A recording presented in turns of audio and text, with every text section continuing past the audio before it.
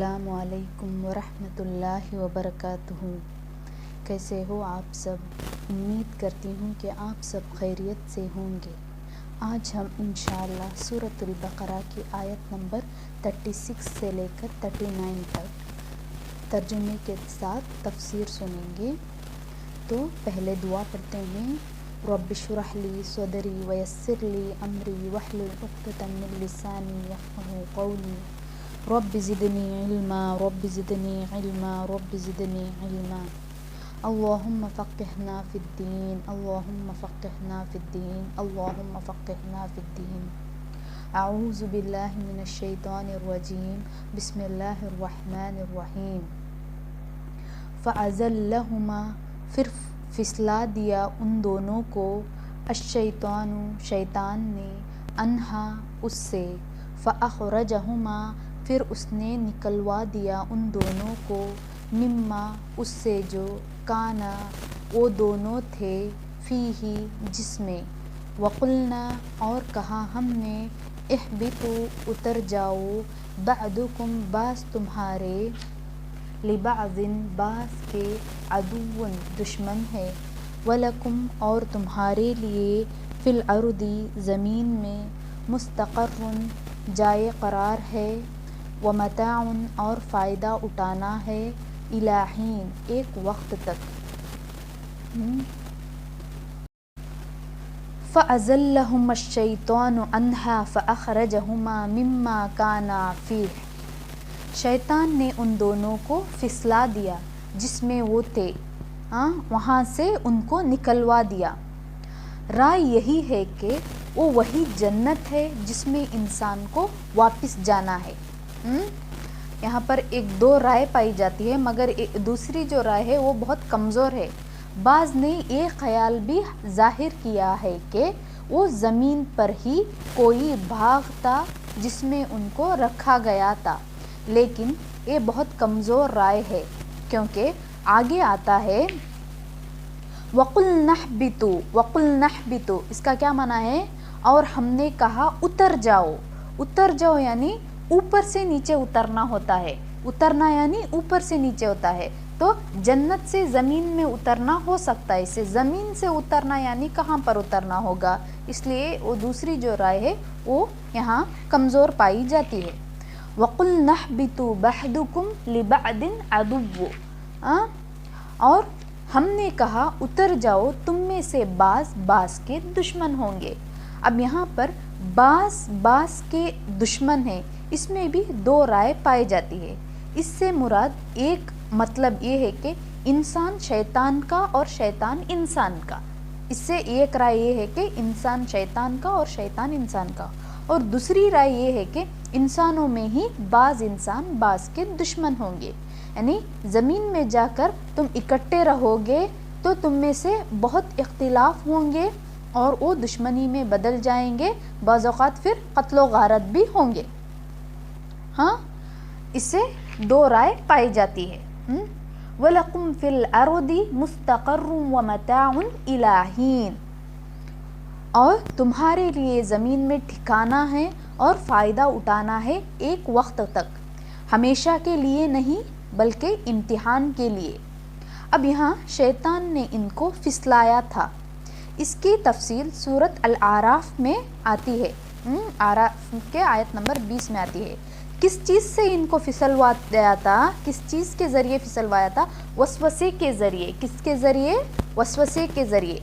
وسوسہ تھا کیا؟ وہ کیا وسوسہ اس شیطان نے آدم علیہ السلام کے اوپر ڈالا تھا کہ تمہارے رب نے تمہیں اس درخت سے کوئی نہیں روکا، بس یہ وجہ تھی روکنے کی کہ کہیں تم دونوں فرشتے نہ بن جاؤ، یہاں ہمیشہ رہنے والوں میں سے نہ ہو جاؤ۔ اور اس نے قسم میں کھا کے ان کو ورغلایا تھا کہ میں تو تمہارے خیر خواہوں میں سے ہوں۔ اب دنیا میں بھی دیکھیں آپ، کسی انسان ہمیں قسمیں کھا کے یہ ایک بات کی طرف متوجہ کرتا ہے تو ہم تھوڑا بہت اس کی طرف مائل تو ہوتے ہیں نا۔ تو اس نے مزید کیا کیا؟ قسمیں کھا کے ان کو، آدم علیہ السلام اور ان کی بیوی کو ورغلایا۔ تو انسان کا امتحان ہی وسوسوں پر قابو پانا ہے. انسان کا امتحان کیا ہے؟ وسوسوں پر قابو پانا ہے. سوچ کی درستگی خواہشات نفس میں نہ دے. ہم اپنے خواہشات نفس کو اپنے آپ کو نہ دے, سوچ کی درستگی کر لے. اس سے یہ ایک بڑی اہم بات پتہ چلتی ہے کہ اللہ نے اس انسان کو بہترین شکل میں بنایا تو اس انسان کو جنت میں بھیجنے سے پہلے آزمایا کہ کون اس بات کا ثبوت دیتا ہے کہ واقعی وہ جنت میں رہنے کے قابل ہے, اور اس کے لیے تجربہ کر کے بتایا. یہ سٹوری کیا ہے؟ یہ ایک تجربہ کر کے بتایا گیا کہ کون جنت میں رہنے کے قابل ہے. اگر جنت میں واپس جانا چاہتے ہو تو امتحان پاس کرنا ہوگا, امتحان ضروری ہے. اور تمہارے لیے زمین میں ایک وقت مقرر تک رہنا ہے, ٹھکانا ہے, ٹھہرنا ہے اور فائدہ اٹھانا ہے. اب نوح علیہ السلام کے پاس جب 1000 سال کے بعد موت آئی, نوح علیہ السلام کو موت 1000 سال کے بعد آئی.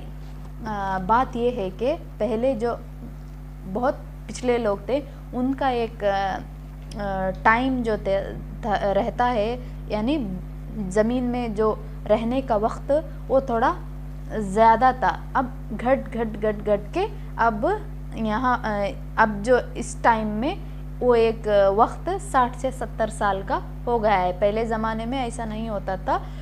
جو زندگی جینے کا جو وقت تھا وہ 1000 900 800 ایسے پیغمبر اتنے سال جی کر گئے ہیں. تو نوح علیہ السلام کے پاس جب 1000 سال کے بعد موت آئی تو ان سے پوچھا گیا کہ بتاؤ زندگی کی حقیقت کیا ہے. کہنے لگے کہ ایسے گھر کی طرح ہے جس کے 2 دروازے ہو, ایک سے انسان داخل ہو اور دوسرے سے انسان نکل جائے. تو انہوں نے کیا کہا؟ زندگی کی حقیقت یہ ہے کہ ایک دروازے سے داخل ہو جائیں اور دوسری دروازے سے نکل جائے. اتنا ہی ہمارے زندگی کا حقیقت ہے. اب ہم بھی سوچ کے دیکھیں, ہم زندگی ہم ایک درمیانی عمر گزار رہے ہیں, ہمارا عمر نکال رہے ہیں. تو آپ اپنے زندگی کو پلٹ کے دیکھیں, کیا یاد آپ سمیٹ سکتے ہیں اپنی زندگی کا؟ کیا وہ مومنٹ آپ کے لائف میں برقرار ہے؟ کیا ابھی بھی وہ ٹائم آپ کو خوشی دیتی ہے؟ وہ ٹائم آپ کی زندگی میں برقرار ہے؟ آپ کو کیسا فیل ہوتا ہے کہ ہم کچھ جیے ہی نہیں ہو زندگی میں, اس زندگی میں کچھ ہم نے جیا ہی نہیں. بچے کب بڑے ہو گئے ہم کو پتہ ہی نہیں چلا. کون سا بھی جو بھی آپ کا لائف کا ایک مومنٹ ہے وہ آپ کو ایک فیل دیتا ہے کہ ایک دنیا قائم ہے, ایسا فیل دیتا ہے. مجھ کو تو ایسا نہیں لگتا. میں کبھی بھی سوچتی ہوں کہ اب میں زندگی میں کبھی بھی میں پچھلی یادیں تازہ کرتی ہوں تو مجھے لگتا ہے کہ میں نے زندگی میں کچھ 1 گھنٹہ بھی برابر ایسا مجھے فیل ہوتا ہے کہ میں نے ایسا زندگی ٹائم وقت نہیں نکالا, 1 گھنٹہ بھی میں صحیح سے نہیں نکالا, ایسا مجھے فیل ہوتا ہے. اتنا زندگی گزر گیا لیکن مجھ کو ایسا فیل ہوتا ہے. آپ کو بھی ایسا ہی لگتا ہوگا, ٹھیک ہے. اس لیے قیامت کے دن لوگوں سے پوچھا جائے گا کہ تم زمین میں کتنا ٹھہر کے آئے. ہم تو کیا جواب ملے گا؟ ہم 1 دن یا دن کا کچھ حصہ ٹھہرے ہیں. آپ یہ گننے والوں سے پوچھ لیں. اور یہ زندگی کی حقیقت ہے. کیا ہے؟ آگے دیکھیں. فتلقا, بس سیکھ لیے, آدم نے من ربہ, اپنے رب سے, کلمات, چند کلمات, فتابا, پھر وہ مہربان ہوا, علیہ, اس پر, انہ, بے شک وہ, ہوا, وہ ہی ہے, التواب, بہت توبہ قبول کرنے والا, الرحیم, نہایت رحم کرنے والا. فتلقى آدم من ربہ کلمات. اب آدم علیہ السلام کو جب بھول گئے, وہ اللہ نے جو کہا تھا کہ اس درخت کے پاس نہ جاؤ, جہاں سے چاہو کھاؤ پیو مگر اس درخت کے پاس نہ جاؤ, تو آدم علیہ السلام اس بات کو بھول گئے تو انہیں سخت پشیمانی ہوئی. آدم علیہ السلام نے اپنے رب سے جو چند کلمات لے لیے تھے, وہ کلمات سیکھے تھے, اس کو انہوں نے کہا وہ کلمات کیا تھے؟ سورۃ الاعراف کے آیت نمبر 23 میں آتا ہے قال ربنا ظلمنا انفسنا وان لم تغفر لنا وترحمنا لنكونن من الخاسرین، اے اللہ ہم نے ہمارے جانوں میں ظلم کیا، اگر تو نے ہماری بخشش نہ کی اور ہم پر رحم نہ کیا تو ہم ضرور نقصان اٹھائیں گے۔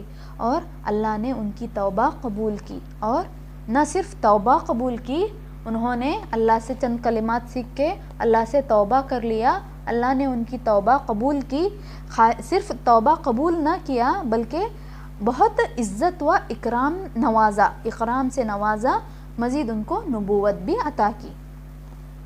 غلطی سے توبہ کر لینے والا ایسا ہوتا ہے کہ گویا اس نے کوئی غلطی کی ہی نہ ہو، تو اللہ نے ان کو معاف فرما دیا۔ یہ حدیث میں آتا ہے کیا؟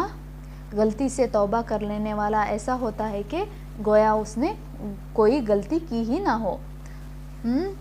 یہاں سے اب دیکھیں آپ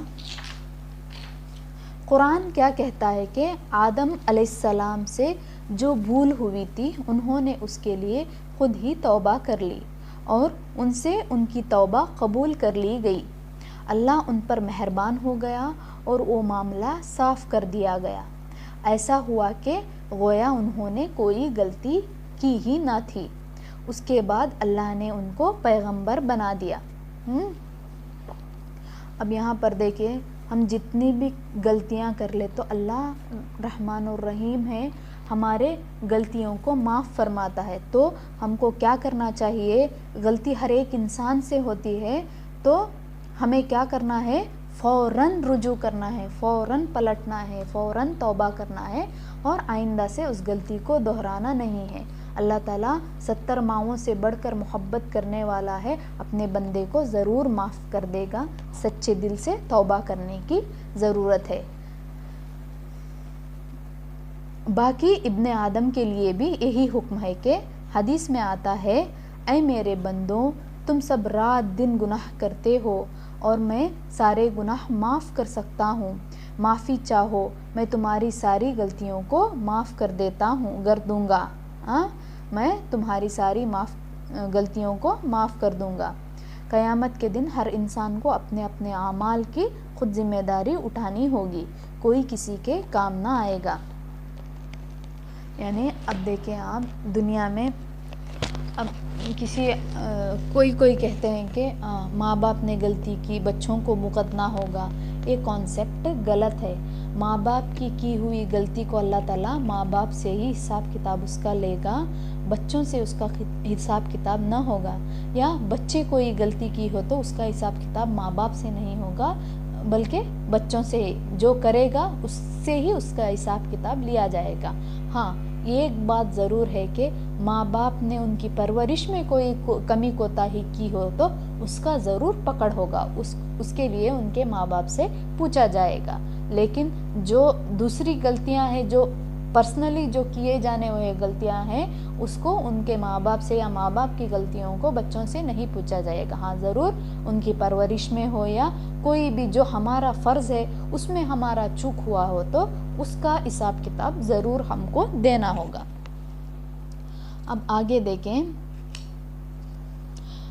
قلنا کہا ہم نے اہبطوا اتر جاؤ منہا اس سے جمیعاً سب کے سب، فاما پھر اگر یاتینکم آئے تمہارے پاس منی میرے طرف سے ہدن کوئی ہدایت، فمن تو جس نے تبع پیروی کی ہدایا میری ہدایت کی، فلا تو نہ خوفن کوئی خوف ہوگا علیہم ان پر، ولا اور نہ ہم او یحزنون او غمگین ہوں گے۔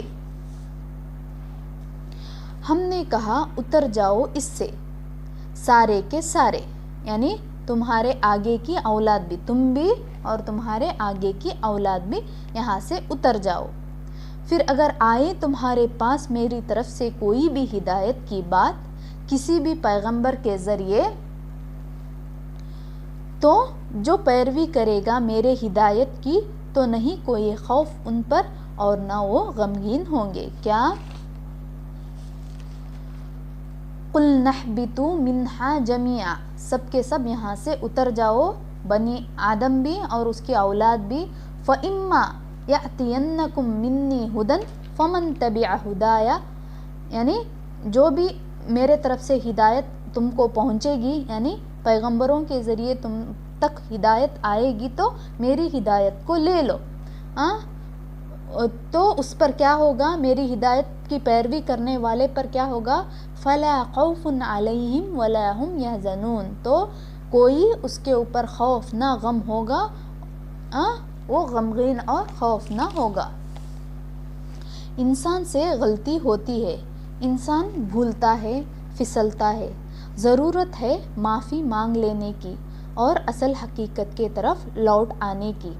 توبہ غلطی پر شرمندہ ہی نہیں ہونا بلکہ اللہ کے حکم کی پیروی کرنا. جو ایسا کرے گا وہ دو چیزوں سے آزاد ہوگا. اللہ کی حکم کی پیروی کرنے والا دو چیزوں سے آزاد ہوگا. وہ دو چیز کیا ہے، خوف اور غم. خوف کس چیز کا، مستقبل کا، کہ میرا مستقبل کیا ہوگا، اس کا خوف اس کو نہیں رہے گا. اور غم دنیا میں کیا چھوڑ آیا، دنیا کا غم نہ رہے گا کہ کیا میں دنیا میں چھوڑ آیا، اور مستقبل کا خوف نہ ہوگا. جنت میں جا کر انہیں جہنم والوں کا جلنا، بھڑکنا، آگ میں جانا، چیخنا چلانا، اس کا احساس بھی نہ ہوگا کہ کوئی کہاں رو رہا ہے. ورنہ انسان جنت میں رہ بھی نہ سکے، اور جنت میں جو دل چاہے ملے گا. کیا ملے گا پھر، جو بھی جنت کا، جنت میں کیا ہے، جنت میں جہنم والوں کی آواز نہیں آئے گی. اگر آواز آئے گی تو کیا ہے، وہ جنت میں رہ بھی نہ سکے گا، آواز سن بھی نہ سکے گا. اور جنت میں جو دل چاہے ملے گا. فرشتے ان کا استقبال کریں گے. کون کریں گے ان کا استقبال، فرشتے ان کا استقبال کریں گے. سورۃ الانبیاء کے آیت نمبر 102 اور 103، 102 اور 103 میں آتا ہے، لا يسمعون حسیسها وهم فیما اشتہت انفسهم خالدون، وہ تو دوزخ کی آہٹ تک نہ سنیں گے اور اپنی من بھاتی چیزوں میں ہمیشہ رہنے والے ہوں گے. لا يحزنهم الفزع الاکبر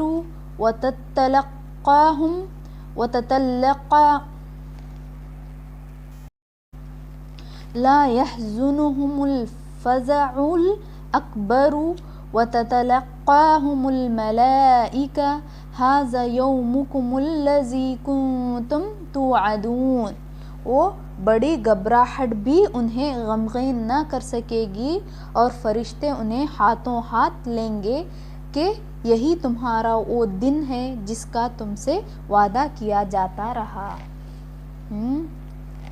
جب انسان کے اندر سب سے زیادہ اللہ کا خوف آ جاتا ہے تو باقی چیزوں کا خوف نکل جاتا ہے. کسی چیز کی محبت ہی غم کا اوریجنیٹ ہے. غم کا اوریجنیٹ کیا ہے، کسی بھی چیز کی شدت والی محبت.